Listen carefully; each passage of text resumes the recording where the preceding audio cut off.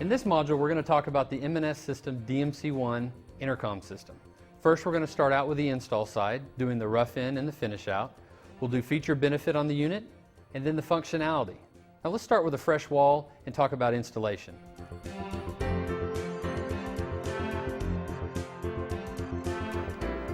In this section, we're going to talk about roughing in the DMC1. We're going to talk about wiring the system as well as physically putting in the boxes that consist of the master, the door station, and the room stations themselves. We're also going to go through a few do's and don'ts to look out for as you rough in the system.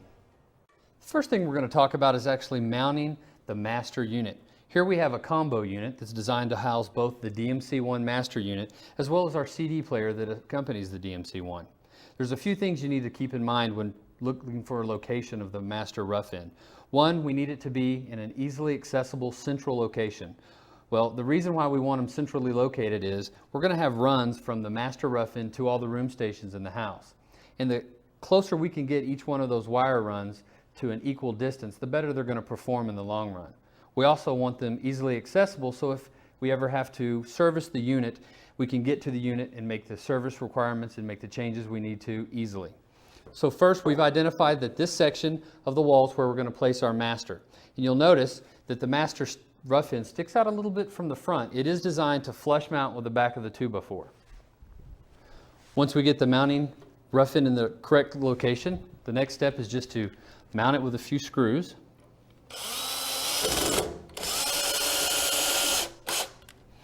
And there's 4 holes, 2 on each side. You do want to make sure that you secure it to both sides. Now, the rough-in is designed to work 16-inch on center studs. If the studs have been placed further than that apart, you do need to add a 2x4 block in here to make sure we mount both sides of the master rough-in.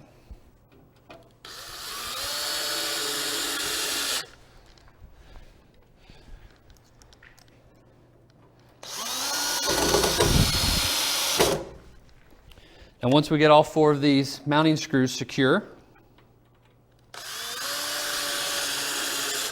the next step is to make sure we use the provided snap-in grommets to snap into the holes on both the top and the bottom of the rough-in master.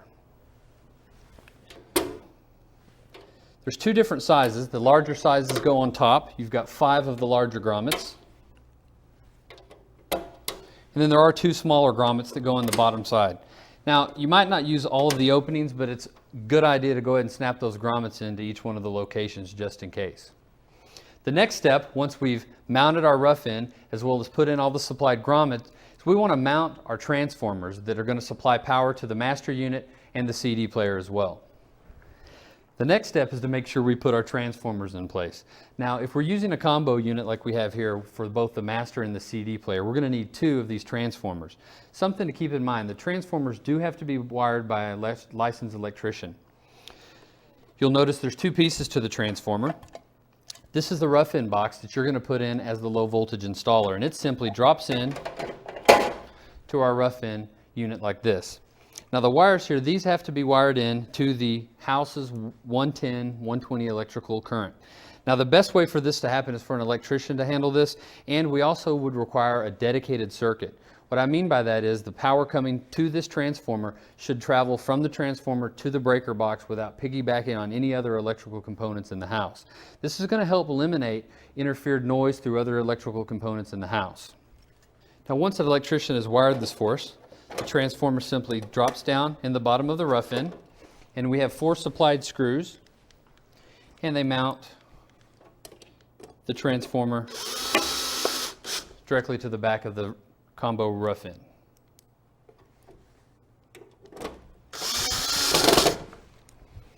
Now once we finish this process, we're going to do the same thing on the other side.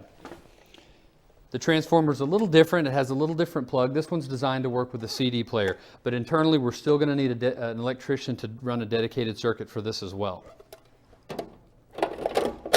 And it drops in the same fashion as our other transformer, and we'll secure it to the rough-in with the same screws.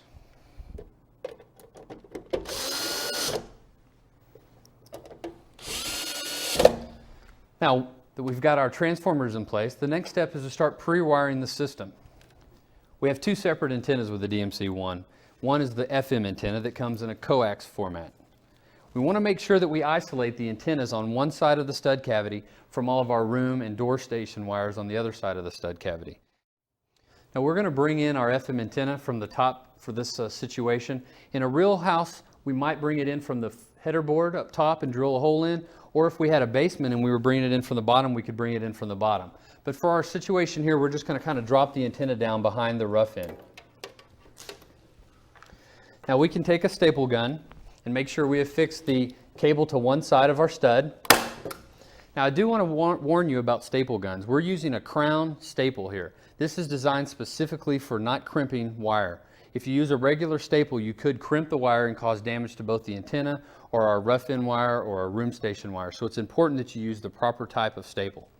Now once we've affixed this antenna wire a few times, our next step is to place the AM antenna in. We're going to do that the same way we did with our FM antenna, but you'll notice this is a single wire, smaller gauge antenna. We only need that for the AM. So we're going to bring this in from the top, just like we did the FM. Want to give ourselves about 12 inches of slack between the top of the rough end box and the antenna wire itself.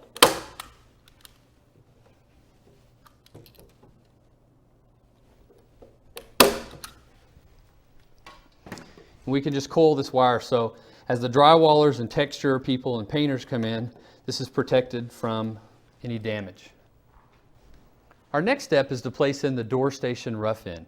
Now this can be done several ways. If the house is going to have a brick exterior, we would actually surface mount this box. But in this situation, we're going to pretend that the house is going to have wood siding or vinyl siding, and we're just going to flush mount it to one of the 2x4s. We place it directly against the 2x4 and simply place 2 screws in the side.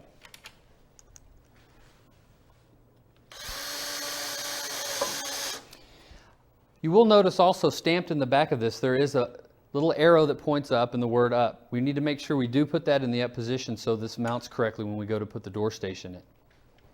Now that we have the door rough end mounted, the next step is to put the wire in that we're going to use. This orange door station wire is provided for you in the rough end.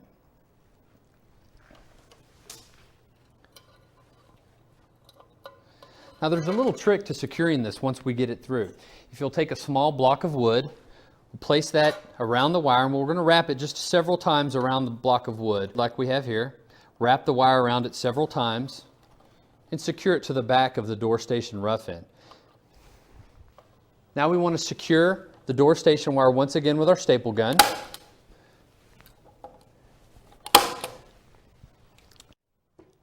Normally we would have this wire running up through the header board, but for our purposes here we're just going to leave it hanging. Now once we've affixed the wire to the rough end, the next step is to take it to the master. We do want to keep in mind that we want to isolate our door station and room station wires from our intercom wires, so I'm bringing it down the opposite side of the stud cavity. Now I'm going to pull 12 to 18 inches of wire and loop it around. This is a service loop in case something happens to the wire in between when I'm roughing it in and the finish out stage. Take our staple gun and once again affix the wire to the stud cavity.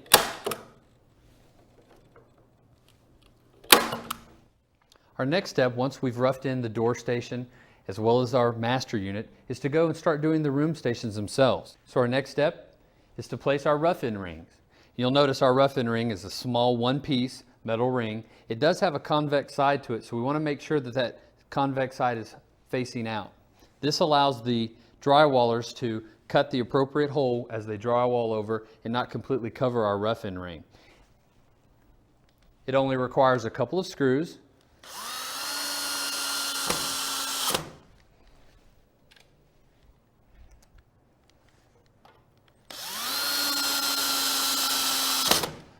That's all it takes to mount it. Now there are some things I want you to think about prior to running the wire. The DMC1 is a little different from most of the intercoms that you're used to because we do use Cat5 wiring for all of our room station runs. So we need to make sure that we don't run our Cat5 wiring in the same stud cavity of any other electrical wires, which means light switch, dimmer switches, anything that runs to a fluorescent light. All of these high voltage components can cause interference in the system.